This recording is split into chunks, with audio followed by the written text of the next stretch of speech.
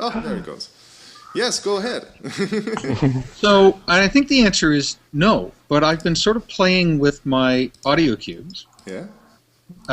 And so, of course, I immediately decided, oh, I would like to use some MIDI in stuff Yes? into AgND. And I think the only thing that's implemented are the things that are on the wiki. Is that true? No. You can add your own MIDI in stuff. So there's a MIDI in agent, and then you can connect it up to whatever accepts MIDI input.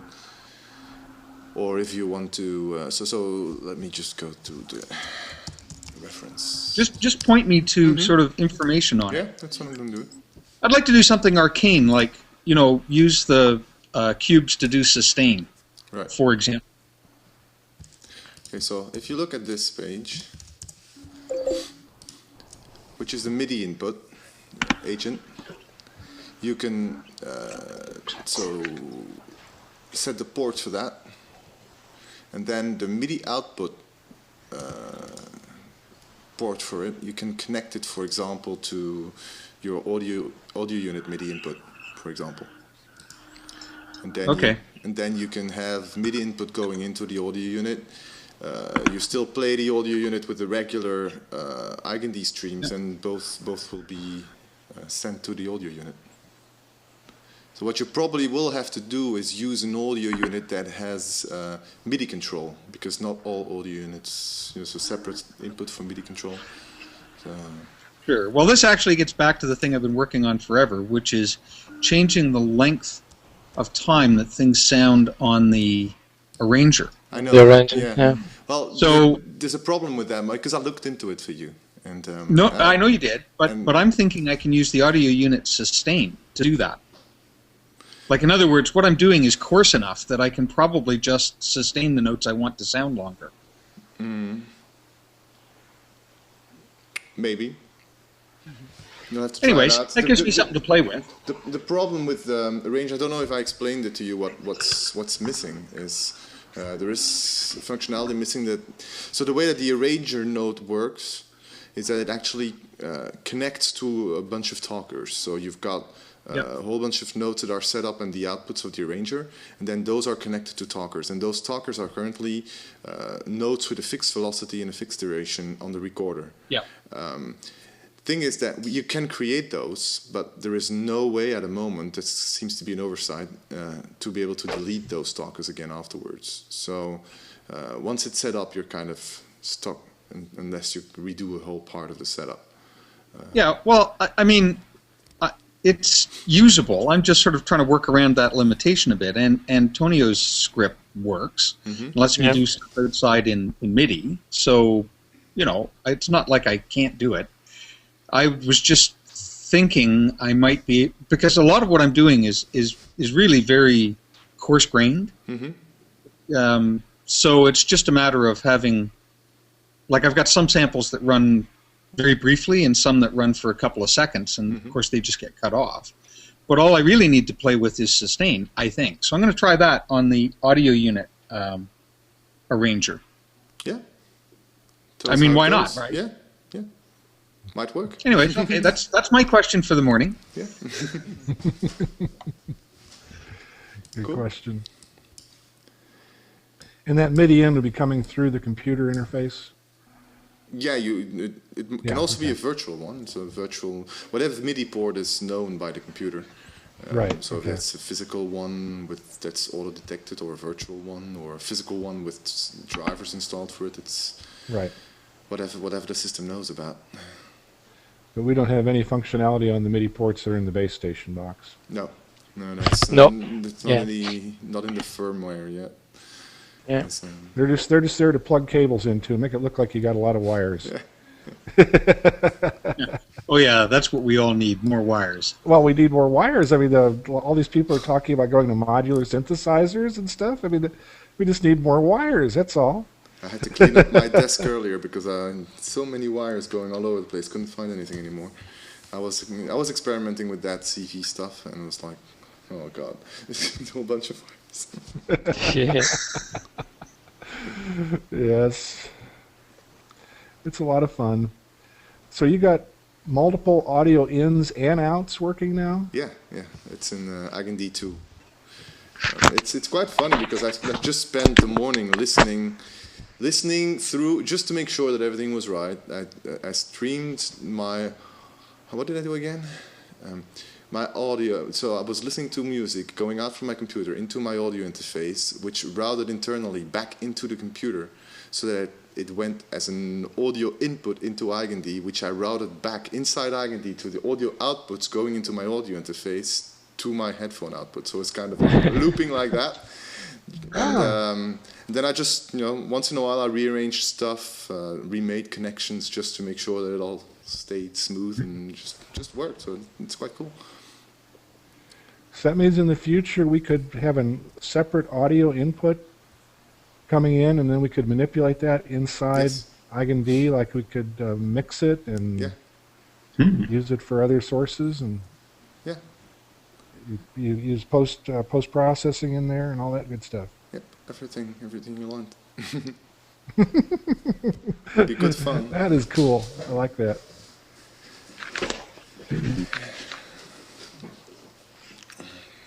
And so I did get Expert Sleeper's Silent Way working an hour ago through those multiple audio outputs with my little fatty.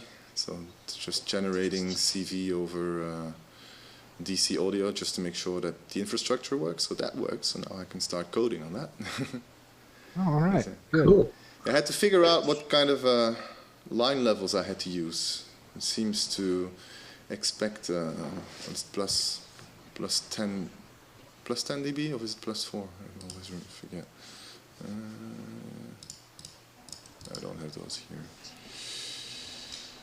Anyway, there is one, the pro grade one. I think it seems to expect, otherwise it doesn't work. So anyway, it needs to be higher number, a higher signal that's sent through the wires than the ones that's sent through a standard interface. So, unless I switched that, it didn't work. I suppose that's because it needs to have a certain amount of voltage generated. If the signal is not as loud, the voltage is just too low for it to be able to calibrate it. Okay. Actually, I think it might not be that. It might be that the gate output needs a certain voltage before it's considered that the gate triggers on. And since even the calibration of Silent Way has to send the gate output, so that it has to switch the gate so that it starts sending a note before it can calibrate. And if that's not, so that happens before the calibration because it's 0 or 1. And if that doesn't pass a certain threshold, I suppose that the analog synth doesn't consider it being a gate on or something like that. Yeah, it makes sense. Yeah. Anyway, that was working. It was cool.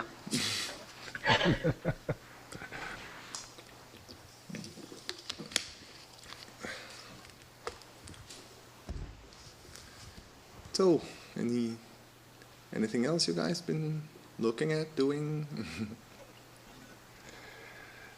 Just waiting for 2 to come out. I know.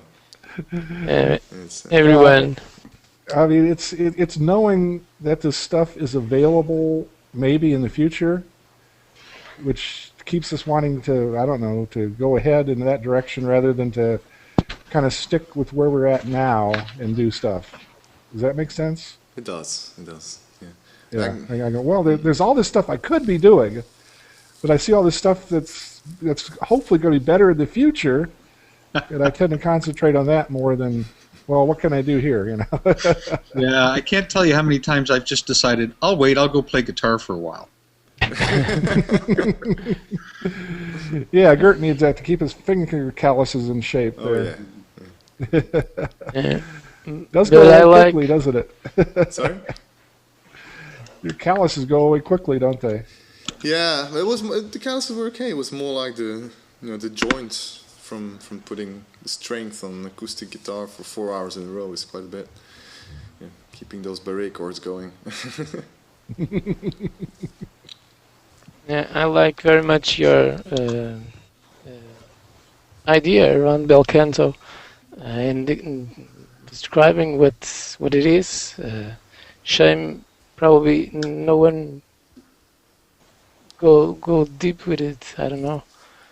I still mess around with it a lot. I'm now able to run scripts from the alpha, connect percussion keys to different crazy things to do, and it's possible. And it's fun to play with that. It would be cool that. Are you coming to the developers conference? Yeah. I put. Just going to ask about that. Yeah, maybe since actually I think, Antonio, you say that you're not a developer, but I think you're one of the most active users of Bel Canto. Aside from people at Eigenlabs. So I'm wondering, maybe it could be cool that you do a demo of what you've been doing with Bel Canto in real life, so that those C++ people and Python people get a taste of another programming language. The other day I was thinking about, I put a post just tips and bits of Bel Canto, and maybe I'll put some more just crazy things there, but who knows who can join that pieces. I found it most helpful, some of the stuff you've done in Bel Canto, helping me do things and help me understand it a little bit better. Yeah, I think the more examples that we get of Bel Canto, it's easier to kind of get into the mindset of how everything hangs together. I was wondering, Gerrit, maybe you can answer this. When we get Workbench, is there going to be the option to kind of, as you start to connect things, to actually output the Bel Canto that those actions in the GUI will? It's a good question. No, it's not planned. Do you kind of follow what I mean by that? Yes. Yeah, I've been wondering about that actually also, but that's not planned for the first release. Okay. But I'm honestly gonna tell you that once you start working with Workbench, you will not be using. Just in terms of being able to. Yeah, but you'll not be working a lot with Bel Canto anymore once you start working with Workbench. That's since we're adding, so one of the last big pieces, that we're doing now is to allow kind of like something like sub-setups, individual pieces of a setup that are grouped together that you can reuse elsewhere, kind of bundle it up as an instrument, and then you can save that and then reuse it in another setup. But once that is done, then that was one of the last use cases we could still see scripts being useful for, is what people want to have a discrete piece of functionality being usable in different setups. So that's the last thing we're adding now, and then it's onto QA testing and building new setups, and then we should be good to go. So. Good. Are we any closer to getting a final date for the developers conference? You have to ask John for that. I mean, it's not a big deal for me to get a flight across, but I guess the guys coming from the States or further afield. It's I'm leaving that to John. It's okay. Those that are coming along will be extremely surprised about the location where it's being held. I've slept there. I've seen the picture. Yes, I've slept there a couple of nights. Nice. It's oh my God, and I think it's one of the most luxurious and nicest places I've ever been in my life. Yeah, I did wonder about getting my wife's agreement to go away for the weekend to meet up with a bunch of Eigenharp developers. But once she saw the location, she said, "Yes, of course you can go, but provided I get to go with you." Yeah. Yeah, I took my family for a virtual tour of that estate, just with the laptop, walking around with a webcam or a Wi-Fi, and just walking around for 20 minutes indoors, just going from room to room. I think it was more than half an hour, more like half an hour. Could one ask Johnny these instruments with a fabulous location in talking about programming, of course. And playing, and being able to play, that could be very nice. Yes, I'm really looking forward to that actually. Yeah. Coming back to the comment you made about the sub setups, are we going to be able to save sub setups and share them between? Yes. Cool. Okay. I think that the first release, though, because we really want to get it out now as soon as possible. It's been a long time coming. I think the functionality will be in there to group it together, and so that it's saved as an individual unit inside a global setup. But the actual feature to save it and to import it back again, I think that will be for the stable release, not for the first experimental release.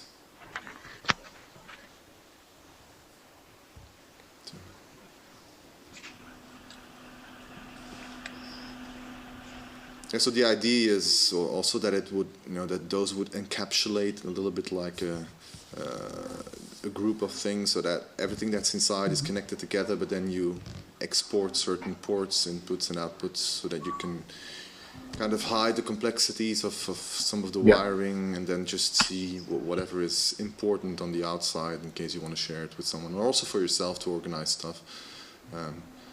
So that you don't I've seen similar kind of ideas within sorted financial software that, again, allows you to kind of wire nodes together and, again, hide the complexity of a group of related nodes. Exactly. Yeah, so I can't wait to be able to show this to you guys. It's, I've held off for a little while, and John wanted me to start trying Workbench a long time ago already, but I was like telling, look, when I'm building setups now, it's for playing live, and 2.0 is not ready for live usage yet, so I'm not investing any free time in that at the moment. But since looking at that modular synth stuff, I figured, well, why the hell not? And so I started using Workbench for that, and now I'm like, wow, awesome! It really changes dramatically a lot of things. It's yes, I can see Larry going, ah! Hurry up and wait, I know. It's very easy to get stuck with trying to do a very simple thing with bel canto, and of course it's let's bring the guitar and play. Not my case, but of course it's understandable.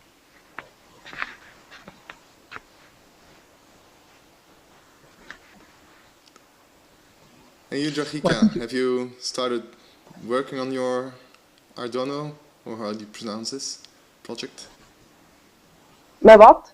Arduino, or how do you pronounce this thing? Arduino. Arduino. I have done some stuff. I have still problems with the electronics because I'm not an electronics expert. I'm working on this stuff, but last week I have decided that I have Music Week. That programming is nice and good, but if there is no music coming out, the programming isn't really helpful. Exactly, yeah. So I did some music stuff and looked at stuff like this, because it's easy to lose yourself in programming, and then you do programming and Funny, I did that this weekend also. It was like, okay, stop. Oh, I gotta play notes again. On the weekend I did something Arduino-like. It was there was an FPGA workshop, and I attended it because I don't know when I will get the chance ever again to do that. So it was 2 days of programming microcontrollers, but it was just because the possibility presented itself, and I got. It's a good skill to have. Very good skill to have. And I have seen on the net that some people just put a loudspeaker on something like this, and there is an oscillator in there, and seemingly you can do music with it. I have no idea how, but this is intriguing, I think. Yes. So I just hoarded up the thing, and one day I will look at it when I have time. Well, that harkens back to early days, right? I think there was a Hangout you weren't on. We were talking about one of the very early computer music things just used a line in a parallel interface. and just toggled it at whatever frequency you wanted. Mm-hmm. Larry, was that you and I talking about that? I think so. I think so, yeah. That goes back to TRS-80s and color computers and stuff. Yeah, that was their... Yes, it does. Yeah, it was just a digital line that they toggled at different frequencies and hooked the speaker up to it, and that's how you got all your sounds in your very basic early computer games. Yep. They're very, very primitive.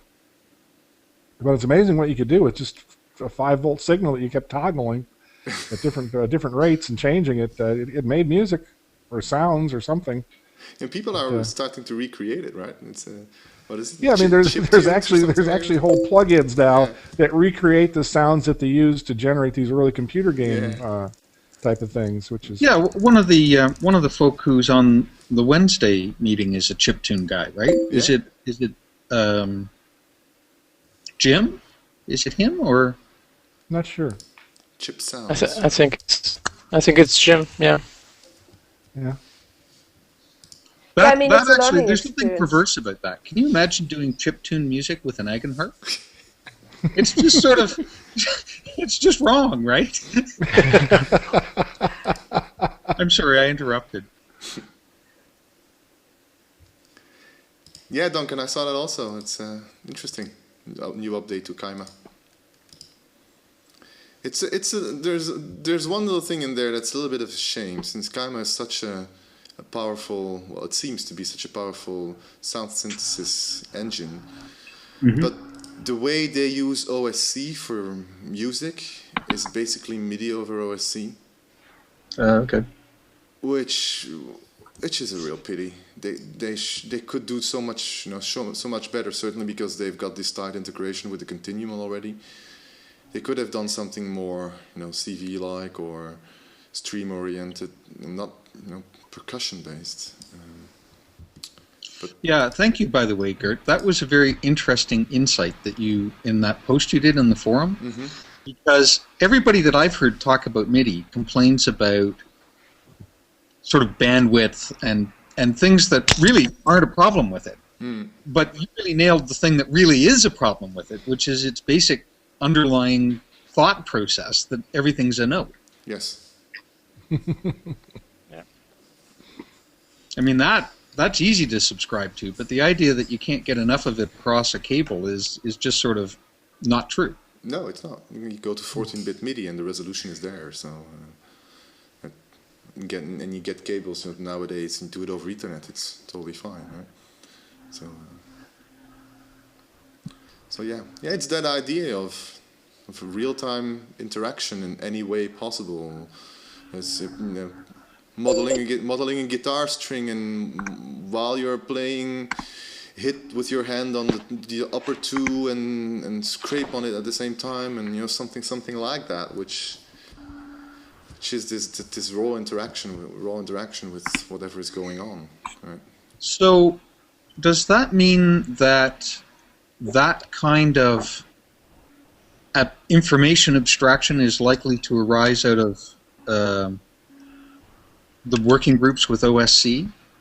I mean, the problem the other way is you end up with just data streams, and there's no meaning associated with them, right? That's the big problem. It's like it's either generic or it's not, and there's very little ground in between. It's either the protocol is able to do everything, which is what OSC does. Either it's tied to a certain implementation, and then it becomes MIDI.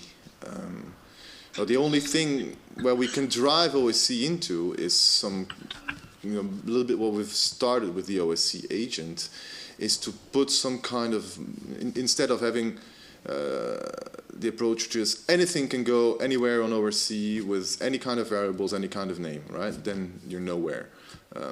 But if already we start structuring things, which is one of the fundamental models of Eigen-D and the Eigenharp, is a stream of data that has an event name. It's got a name of something that happened, which can be just I started playing a note. Could be just that basic event. But then you can have another event that starts and that joins onto it, and combined together create something new. Hey, Chris. Hey guys. And these can come and go, meaning that you've got this dynamic flux of streams that can work together to create whatever the performance is like. And so modeling how this hierarchical, because it's a hierarchical model, something starts and then everything kind of comes and goes and is related to each other or not. Modeling that over OSC is a worthwhile effort because it allows people to know what kind of data to expect and work with instead of it being anything. Chris, we're just talking about the update to Kaima. Yeah, where they published their OSC usage, the OSC spec. And I had this remark about it, which is it's a little bit of shame that they still seem to do MIDI over OSC with the Kaima, with a note on velocity and well, actually, like they do MIDI over OSC for the MIDI data, but then they do OSC for controlling parameters. Yeah, for the parameters. Yeah. I mean, it makes sense to me because, you know, the thing is that if you're modeling notes, I mean, MIDI still makes sense. At least going over OSC, you know, it's available on a network port, so you don't have to go through your MIDI interfaces and stuff like that. So, I don't know. But what's this tree thing that you're talking? So yeah, we're going back to the comment I put on the forums about the raw data that is being published for C in the experimental agent. Yeah. It's so I was explaining the basic principle of the data representation model inside EigenD, which is that there are a bunch of events that start off and that are related to each other, streams of data that come and go and basically join together or drift apart, and based on the event name, which is a hierarchical naming scheme, we detect which ones are related to each other and which aren't, and then you can get things like you got a metal pot on which you bang while you scrape it on the floor, and then someone else shouts in it or something like that, right? Which is it's all this, you banged on it once, but at the same time you got other impulses going on that change that sound, and it can manipulate it during the performance. Are you guys going to use something like zero comp or Bonjour to find the ports so that we can discover? Well, I think we started with we did Bonjour. There is still some Bonjour implementation in there, but I think there were some licensing terms problems, so we had to take it out. I actually think, I'm sorry, I'm whipping back to what you were talking about, that there's no middle ground between unstructured and sort of overly structured. It might be very interesting to work maybe at the wiki or maybe separately on an ontology of what we're trying to do. That's a good idea. I mean, the point is, there really has to be a middle ground in order for it to be useful amongst us.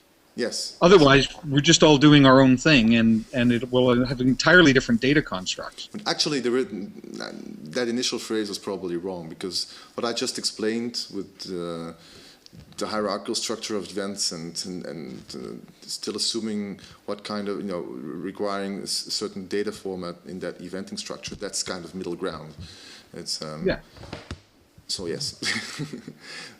Yeah, but I mean, I think externalizing it as some kind of ontology without constraining it to be within that, so it's expandable, would be a useful exercise.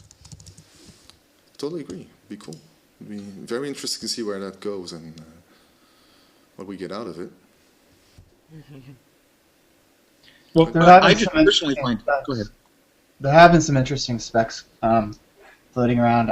I'm actually trying to remember the name of this one, but there's been an effort going on with OSC to allow for more discovery of what's controllable inside an OS server, so that, for example, you can make a query.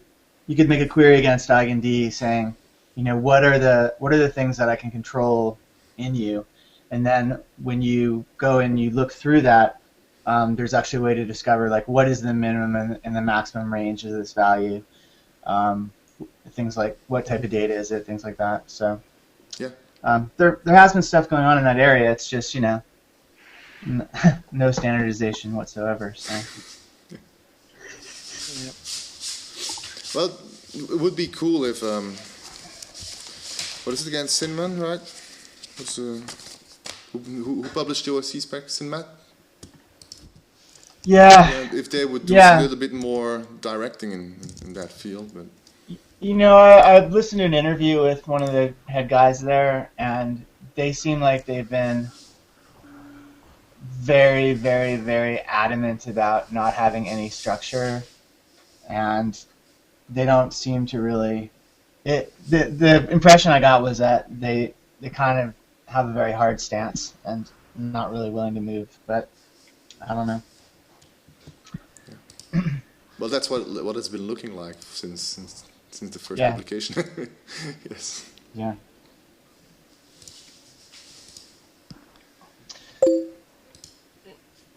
Yeah. Yeah, I saw that one, Antonio. Yeah, I was curious about that also.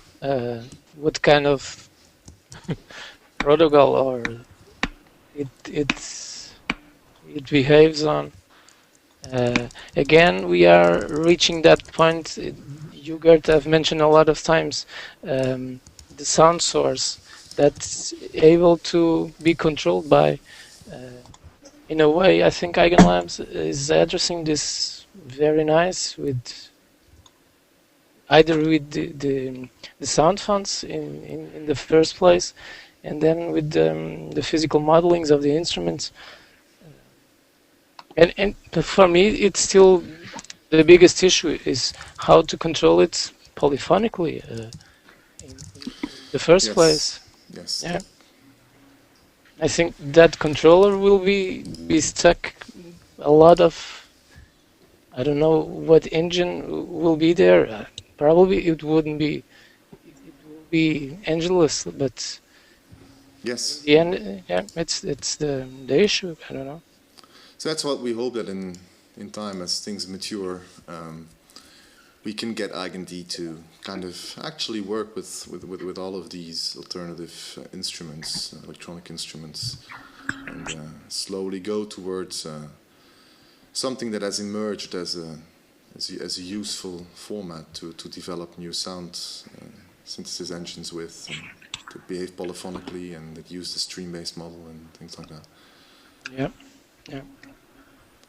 But it is kind of eye-opening if you see how much resources things start to take once you do it fully polyphonically. It seems so easy. It's scary. Yeah, once you start experimenting with it, and you have this, and start duplicating all these voices, and all of a sudden it's like, my God, this Mac is kind of top of the line, and I'm maxing it out, and I'm just playing one instrument. My. It kind of puts everything in perspective. Yeah.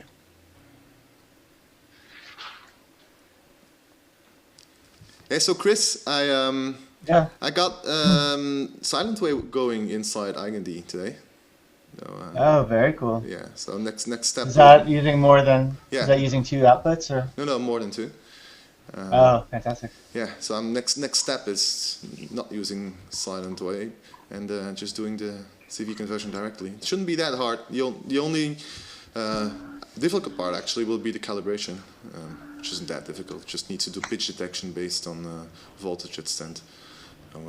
Yeah, I mean there are a lot of options obviously, and things like with polyphony and voice stealing and stuff like that. But I guess nothing too crazy. No. So. That's really exciting.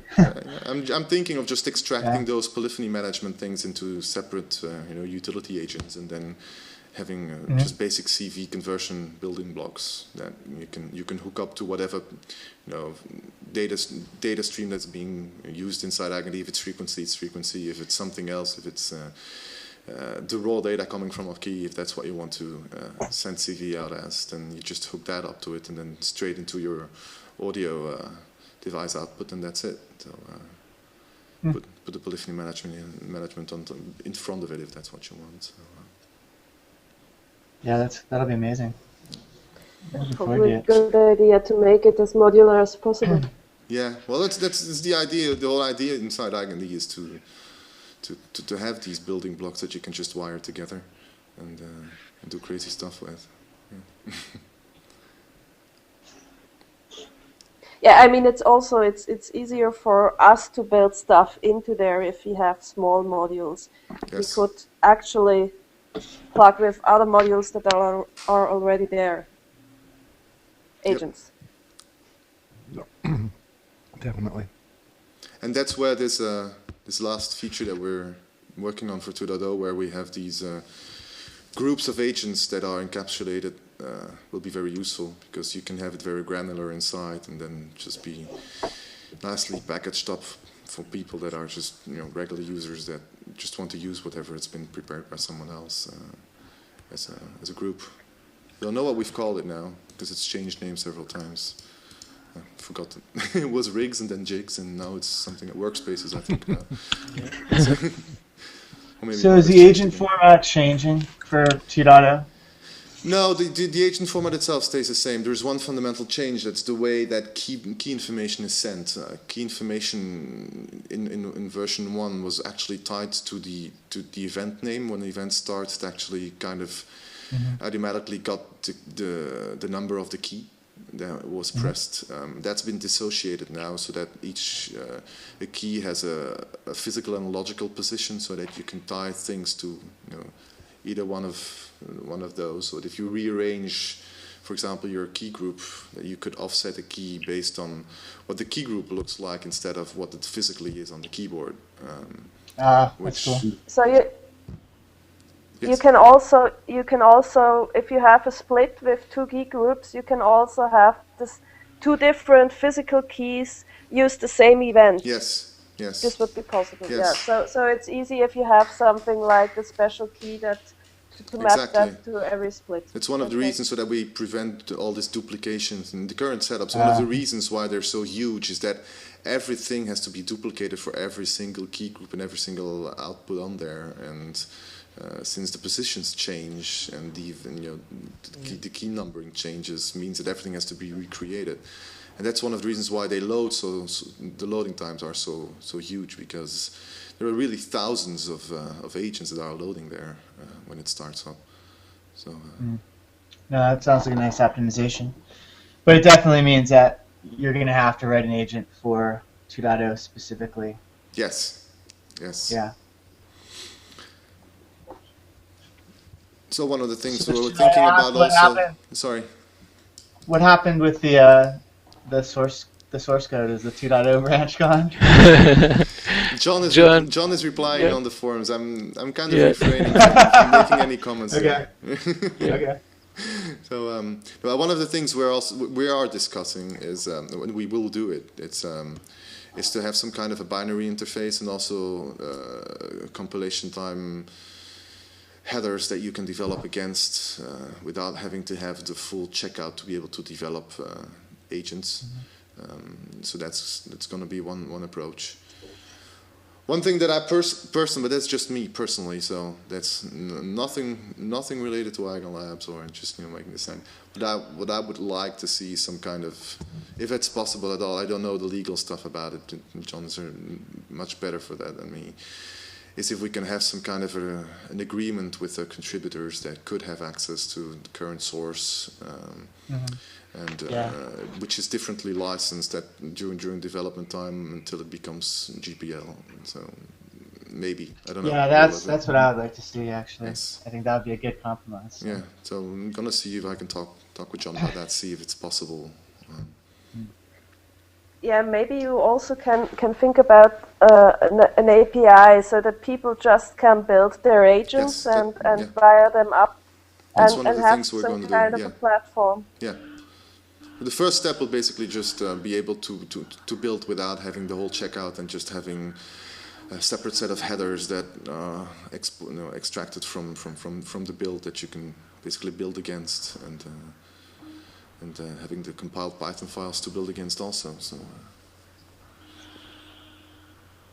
yeah. So yes. Well, that's one of the things we're going to do quite soon now. At least that, because we discussed that already. All the rest is just me speculating.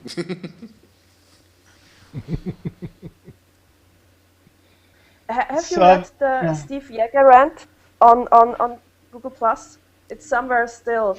He has this thing too. He says Google has I mean, okay, he's talking about online stuff, but he says that Google will have a problem if they don't make a platform out of their services. Yes, I've read it. Yeah. Yeah.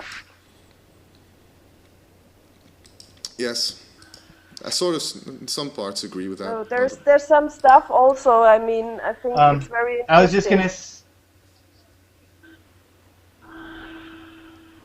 Yes. I was just going to say that I'm kind of getting sick of all the technical experimentation, and I'm just trying to actually learn the instrument finally. So I'm kind of amazed at how, dealing with the instrument for so long without those indicator keys, and how much better it is having them. Yes. It's just completely different to be able to just find your way around so much easier. I agree. And Eigenharp is, I mean, that's literally the best thing that happened to the platform all year. I've been talking with John.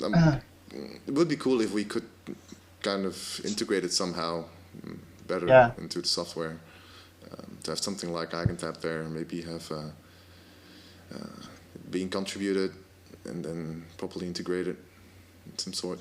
Would be really nice. I mean, that's one of the problems that you probably have is just the difficulty of picking up the instrument, given that it's completely different than anything else, and unblocking people is so important. I totally agree. Yeah. So, yeah. One of the things for that, which would enable quite a lot of people, is basically to have a set of starting pieces in different genres and different levels that are available with some instructions. Because that's what I found was the most difficult part, is what am I going to play on this instrument which has been written for another instrument? Because if you're not a composer, you basically have to find something that works, which is where Eigenharp helps a lot. But still, people that are not very persistent, or don't, they just want to start playing and get somewhere fast, that's not going to happen with the Eigenharp at the moment. Because you have to find that either you have to compose it yourself, or you have to be patient enough to be either to find something that works or to rework something that exists so that it works. I think that's a very good idea, Gert. Because I mean, thinking back to my time as a Pico player, one of the frustrations I had with a lot of kind of Dave's demos on YouTube were that he had quite a customized setup, or he was using particular audio units that weren't freely available, and you sort of try and sort of disentangle what he's doing or what he was doing in the videos, and kind of go, okay, yeah, no, I can't do that because I haven't got that audio unit, or I don't know how to reconfigure the Pico at the time. So yeah, a couple of sort of starter pieces seems like a good idea, and I would second Chris's comment about Eigenharp being really helpful. I always remember when I used to get my guitar teacher, back. And it would basically be like you'd plug into the amplifier, and he would be like, "Don't adjust it, just play." Like you couldn't. The thing was, don't try to adjust your sound. You're learning how to play, and it's kind of the same with Eigenharp. Like you have to kind of have some setups that you just learn with, and you don't get in there and tweak every time you're practicing. Right. Yeah. Otherwise, you just get sucked into tweaking your sound, every time. I know. Yeah, I think we've all got that problem. It's an easy trap to fall into. Part of it is being goal-oriented. Sorry? What did you say, Mike? I was saying part of it is having an initial goal. So I think you come to a new instrument, you say, I'm going to play song X. And that can be really, really hard. Oh, yeah. Whereas it's really, really easy to just sort of sit and noodle, and all of a sudden a song emerges and you build on that and you're playing something you know. Right. But it's backwards, right? And how many people have we seen come to the thing and say, well, wait a minute, I want to go to Tulsa, and this thing is taking me to Minnesota somewhere. And you really just have to cast yourself onto it and play with it for a while. At this point. So, yeah, having some examples that somebody could start with might be helpful, or it might actually be worse. I know that that's one of the reasons why Eigenlabs has not done it. because that's been quite an effort into creating some education packages for musicians. But then you set certain level of expectations, and you will get a lot of criticism, and that's not exactly what I was looking for. And I don't like that piece, but could you do that piece? And which level are you starting at? And do you have musical training or not? And are you a keyboardist, a saxophone player, a guitar player? What are all your different habits that you've created? How do you translate that to the Eigenharp? This becomes extremely complex after a while. If you're an electronic musician, you want to play more with loops, or you want to do something maybe that's more using the arranger, or something else. So it kind of stopped everything that flat. But I was personally thinking, actually, it would be cool if this would be something that we as users, so I'm planning on doing it as a user, not as an Eigenlabs employee, but just as I've done the Eigenzone videos until now, all the time, is just once in a while record something with some intermediary steps and say, okay, this is what I play, so this is this particular chord, and have some sheet music with that, and that's it. So if a few people do that, once every 6 months or something like that, then after a while we'll organically create this collection of music that people can start learning from and learn the instrument with. Because I think that the most variety is something that we can get from the players themselves. So, plus, you won't get that pushback. I mean, it's just a person doing what they like. Exactly. And if you don't like it, don't listen to them. Exactly, yes. Yes. Yeah, there is no official version then. Exactly. Yeah. Which can be good. Well, for it to be good, I think it has to be exhaustive, and for it to be exhaustive, it becomes the real book, which, yeah.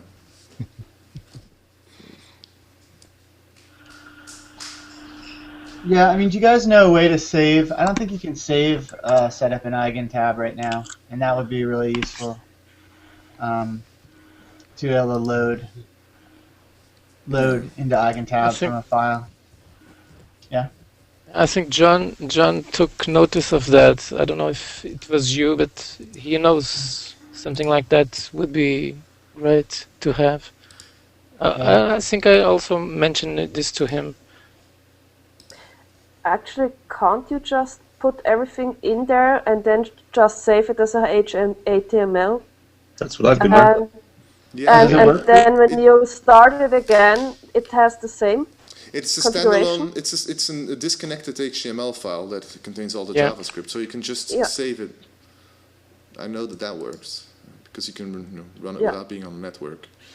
It wasn't it wasn't restoring the state for me when I loaded it back. Ah, okay. The only thing that I found limiting about Eigentab, and it's not a limitation of the software, it's a limitation of Tab, is it doesn't really let you play multiple frets on the same course at the same time. I mean, so there's some convenient fingerings that it doesn't do. Yes. Or let me put that differently. There are some convenient fingerings that Tab doesn't easily depict. That's a very interesting discussion. I've been thinking about that for quite a while. Is what would be a good notation format for Eigenharp music? Yeah, I ran around in circles trying that very early on and just sort of went, okay, I quit.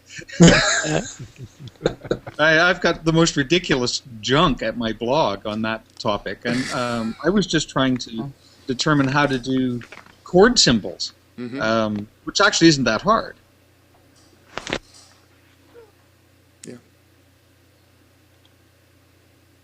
Actually, I mean, I think that what he has already is pretty easy to use, and you can change your fingerings and inversions just by seeing where the adjacent notes are. But it would be nice to be able to kind of tweak it and kind of move the fingerings around when you're putting together a piece to kind of make it, the way you want to play it. But I guess we need to be able to load it back in and transpose as well. Yeah. Yeah. So one thing that I've been trying that works with most of the factory setups is that in professional notation software, the tabulation support is actually most of the times extremely customizable, so that you can add additional strings or remove strings and set exactly what the intervals between the strings are, and then that kind of, if you configure that, it kind of becomes a Eigenharp tabulation format based on the scale that you are playing, and that I found that quite useful, because you can kind of listen to it when it's playing also, and rearrange stuff in there and see see what would happen. I've been looking at that, but that only works if you work with layouts that follow a string-based model. They all they all kind of take that as an idiom. If you've got a course that goes up the way that I'm playing chromatic, which is in blocks of it goes up in each block and there's no duplication, then it doesn't work. So sadly, it's not that useful for me.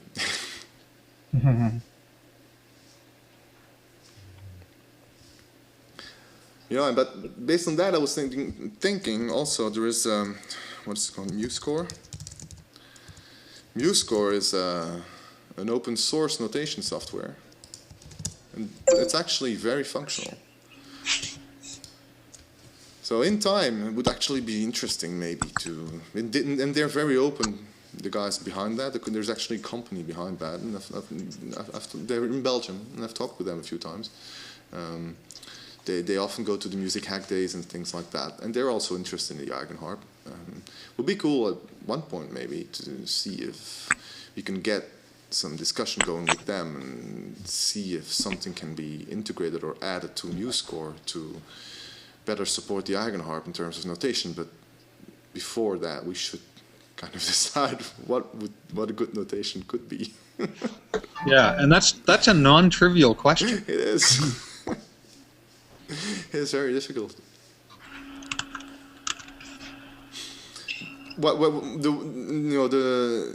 The state at which I basically ended this specific thought process was to use standard notation on regular staffs and write the fret number, basically the key in the course, above each key, each note on the. Kind of combine traditional notation with position on the Eigenharp,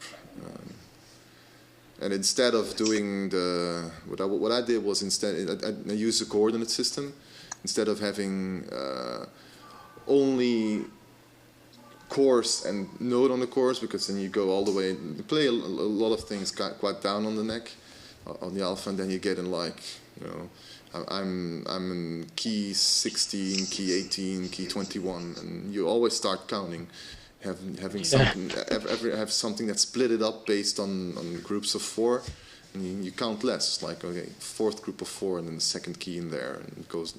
That went much faster to read back afterwards. But that's where I basically ended my my journey in that direction. That's very interesting. I think everyone will come up with something that he likes, and then maybe in time we'll be able to distill something out of that.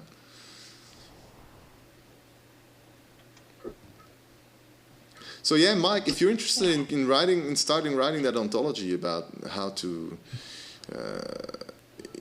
use an electronic data format for with electronic music and what is expected or required for that, if something like a blueprint of direction to evolve that into. If someone writes that up, it helps a lot because people know how to kind of expand it. Well, I'll be glad to offer to start the wrong version. That's right. So everybody can point at it and go, well, that's wrong. And the response perfect. to which is, great, fix it. That's perfect. Yeah. That's perfect. Yeah. In other words, I'm setting a level of expectation that's right up there with my success in doing notation for the Eigenharp, which is easier. No, you're actually probably solving the most difficult part, which is can't cancel these telephones. The most difficult part, which is starting it out, giving something to people that they can, start thinking, some kind of models in which they can start thinking and stuff like that. Which is actually I'm not even sure how to get to that, but I'll try. Oh, hi, Jim. Someone starts. That's the most difficult. Hey, good morning. Hey, Jim. Hey, good to see you live, actually. Jim. Yeah. I normally can't wake up at this time. I just You make. wanted to prove it existed. What time is it for you? Oh, it's 8 o'clock in the morning, but I usually don't wake up this early. It's very early for you also, Chris? What is it, 7? Yeah, same. 8 o'clock for you on the West Coast, obviously. Well, maybe you might consider moving it a little bit later for the next Hangouts, if this is more suitable to a lot of people. Yeah. Even a half an hour would help. Yeah. Well, Yeah, I'm quite flexible. We can explain. Would that work for everyone here? Fine for me. And Trachika, would that work for you? I have no problem with that. Okay, cool. Yeah. Well, let's 1 hour. let's 1 hour, try. man. Let's start at 5 Central European Standard Time next week. Yeah. So Jim, you're ahead of the curve on this one. You just did that today.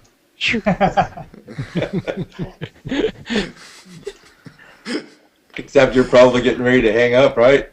Well, Yeah, actually, exactly. I am, because people are going to start storming into my living room soon. So. But I'll set things up upstairs next week then, so that people storming in wouldn't be a problem. Yeah. Okay. Sounds good. Well, this was a fun clubhouse. It's, Duncan. I'm having fun just seeing all your faces. Live and in person, yes. Yeah. Jim, you've been to the Wednesday clubhouse also, right? Haven't you? Yeah, I actually even hosted it last time. Oh, there were right. only Yes, a few of us there, but Larry was. Larry didn't Yeah, show I wasn't up, there so to start it, so I just flaked out on him. Oh, good, yeah. Yeah. But I'm glad to see that. Where do we pick up the link Is it? for that? Yeah, where do we pick up the link to get onto that? Where do you get the link? I just clicked on the Hangout and then other people showed up. Okay. Yeah. That's the nice thing about Hangouts. Hangovers. Hangouts is a different subject. But that's a nice thing, in that anybody can start it. So I mean, you don't have to have a moderator or a central person if you don't want to, which I find wonderful. Yeah, I think you just have to invite the appropriate circle, and we seem to now all have everybody in a circle. I just invite everyone. I'll just do public. Yeah. If someone's interested. Yeah, that's you can do public and circle combined. That's what I do, but I just get circles. So. So that's a question. If you invite public, there's no value in adding subcircles to that. Is that true? Yes. Well, that's the way that I see it. It's the way I've been explained that it works. Would it not? I mean, I'm just wondering whether it actually if you invite a particular circle, do people within that circle actually see notification? Whereas if you invite public, I think maybe that nobody. might be a difference. Yes. Yeah. My understanding is that's true of posts as well, but I might be wrong. I think that's maybe why I didn't see a notice that Geert was having a hangout. Let me try. I saw a right, post that Geert made. Yes. And I clicked on the link to Hangouts, and then I found you guys were there. I just invited the my Eigenharp circle. Let's see what. Yeah, and that appears then as a join this hangout in my timeline. Yeah. And also. Huh. Okay. So that might be worth doing. It worked a little bit differently today There than it is some has in the value in past. inviting But public and circle. Definitely. All right. Huh. Well, just figured something out. That's cool. Answer questions you don't have. Oh, well, we're good at that. Before you can formulate the question, you have an answer just in Give me another answer. Give me another answer. in conversation. Well, I actually got a question from Laurie Spiegel on a picture I had of the Eigenharp, and I was hoping I could finagle her to join one of these Hangouts, but I haven't yet. That'd be cool. Yeah, wouldn't it? Who's that? Yeah, that's the best way to demonstrate it. Who are you talking about, Mike? Laurie Spiegel? I don't know her. Google her. I'm going to send you a link to, what is it, Appalachian, one of her songs is just one of the most beautiful songs on a synthesizer I've ever heard. Well, and you don't get anybody who's historically more involved in computer music, really. Yeah. Except for the Doctor Who crowd, I guess. Ah. Maybe that was sure. Appalachian Grove. Laurie Spiegel Look, like look that? for that on Yeah, YouTube. I can see it. Yeah. Yeah, there's a YouTube video of her playing that song. Was she responsible for some of the Doctor Who music?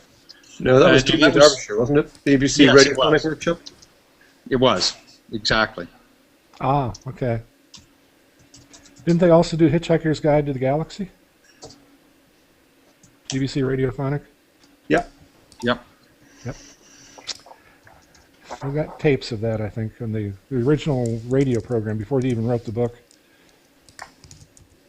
And actually, Stretta did a blog post on her that goes into a lot of the history. It's pretty interesting. You just search his blog.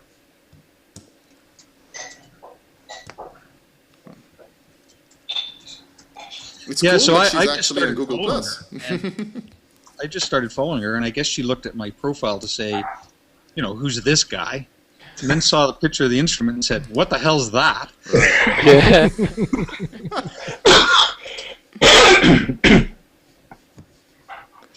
She will now get a whole.